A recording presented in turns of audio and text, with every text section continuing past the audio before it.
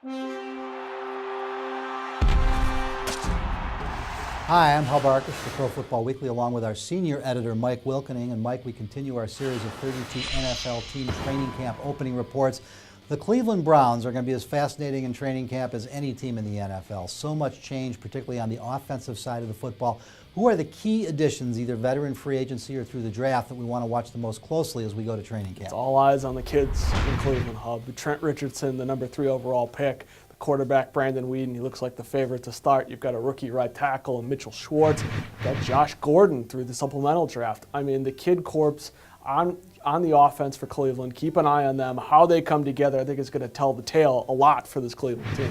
We know that Cleveland needs to worry a lot more about the offense than the defense, but focusing on the offense in training camp, what's the biggest single need? What's the first thing they have to make sure they get done to take a step forward this year? Well, the West Coast offense, as you know, Hub, is something that takes some time for people to pick up. You've got a rookie quarterback in Brandon Weeden. Now he's no ordinary rookie. He's a little bit older.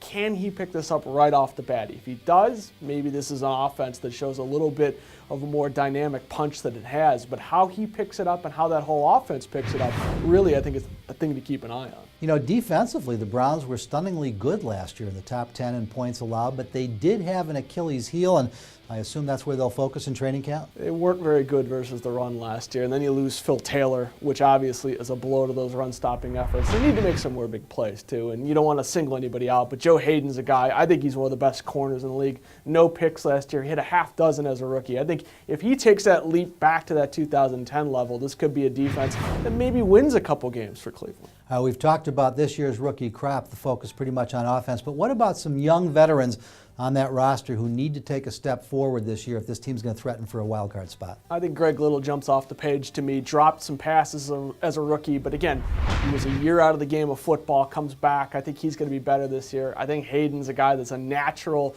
sort of take-the-leap candidate. He could be a perennial Pro Bowler. Jamal Sheard, the defensive end, I think was very good as a rookie too. So those are 3 guys. They've got a nice young core here, just a matter of those guys taking that next step. As young as this team is, they may have a few more veterans than most on the bubble.